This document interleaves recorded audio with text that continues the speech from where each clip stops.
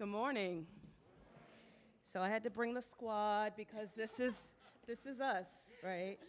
The hands of Girls for Gender Equity's work has been touched by hundreds and hundreds of hands and minds and bodies, and it's a story of a lot of pain at times, a lot of vigor, but also a lot of joy, right? And so this team right here represents GGE, our multicultural, multiracial, first generation, cis, transgender, nonconforming, non-binary community of people, that have been doing this work for many, many years, and not just this work, but work throughout every sector for many, many years.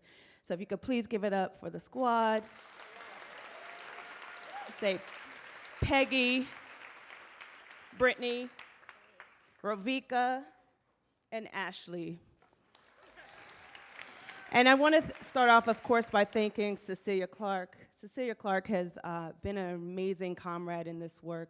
Having started Sadie Nash near the same time we started GGE, it was always a measure of like, all right, are we doing enough? Because we only had each other, right? Like, women-led organizations have to really put in a lot, right, to be seen and to get the resources that we not only need, but also deserve. And so her then becoming, right, at this point, the president of Brooklyn Community Foundation was absolutely fitting to see her also hand off her organization to the fearless leadership of Chitra. Is she here? Yeah? Chitra? Are you here? Look at that humble rock star. Come on, girl. Allows then our work, right, to continue because we aren't the outlier, right? We have a community of needs and people who are doing this work. And so I just thank you for really sprinkling your magic and your charm and your resources and your connections to the groups in Brooklyn. And so, as I said, we come to this work because we are the work. And as Girls for Gender Equity has started in Brooklyn, but we have gone and grown into a national organization because of the innovation that others, have really brought to the organization. Our relationship with Brooklyn Community Foundations really started near 2004, right? And our program officer at the time was Toya Williford, and she came to the program and got to see some of the after-school programming we were doing, and I'm gonna tell y'all for real, it was terrible. It was terrible. It was like, oh, yeah, so this isn't typically what we do. It was just one of those days where, like, the facilitator was off, children were late. It was just like, oh, this isn't really how it usually goes. But she could see past that, right? She could understand not only the intention, but the potential that we had and what it is that we were bringing to the forefront. And so they haven't let go of us since. And other people haven't let go of us since, right? This work is intergenerational, and our auntie Pam Green of Weeksville, yeah? I was so glad to run into her this morning because we started together at Restoration Plaza, and we were across the hall from each other, and we had at the time a 300 square foot office. There were just two of us at first, one, then two, then three, so it worked. But she would like look over, kind of like supervision, just look over, y'all all right, y'all okay? Okay, and close her door. It was like, that touchstone of like Weeksville heritage is amazing, and they're our neighbors, and they're checking on us and checking for us. So it's no mistake we're here today together. And then Valerie Oliver Dara, president of Neighborhood Technical Assistance. She told me early in my career, one, to apologize if I'm late. I was thinking about that today. I was like, oh, yeah, okay. This is what she saw me as a millennial at the time, right? And it was helpful because she also, in that same breath, said, and always introduce yourself as the founder. And so that advice, spoke to what I understand now is never erase yourself. If nobody else is cheering for you, is understanding what you're put into this work beyond me, right? You never forget, and introduce yourself and take your rightful place.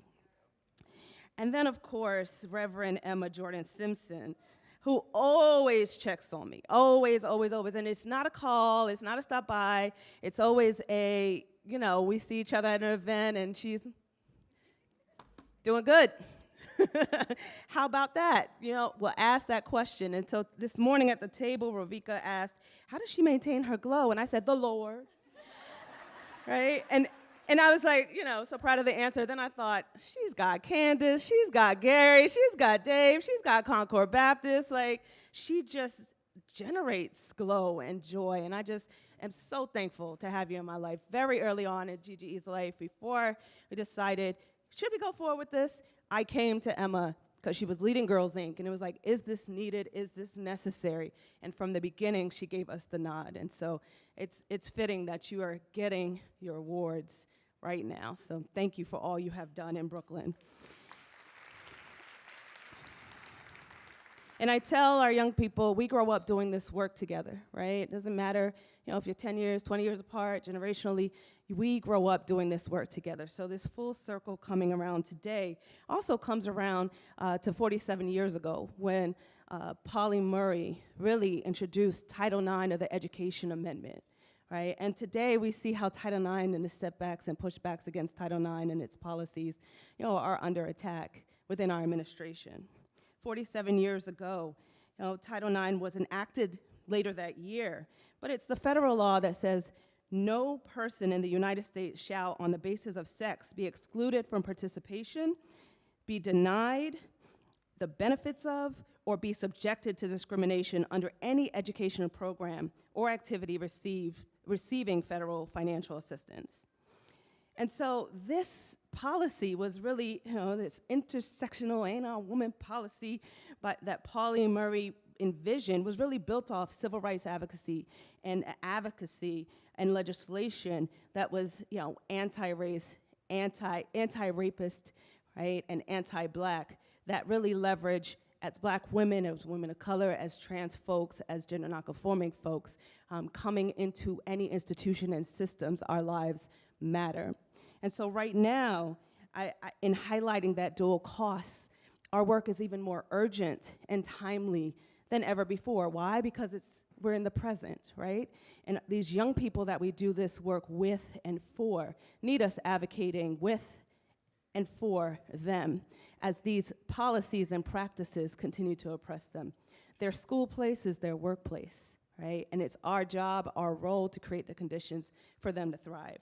And so today, I just want to thank the Brooklyn Community Foundation, again, for resourcing the young cis, trans, and gender nonconforming young people whose measure of success is really our measure of liberation. And it is our measure of, what we are at times failing at, right? And so I thank them for always showing up and thriving, for living their truth, for making us very brave, and making us accountable, and making, again, our work very urgent. I thank you for your collective strategies. I thank you for fostering fertile minds and lives, and appreciate everything that you all do. Thank you so much.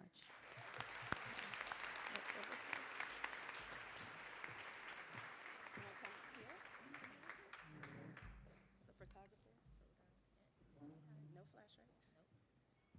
Should we move the stand? Should we get on the ground? Yeah? You want us to put it up high? Yes. Do you want us to move the stand?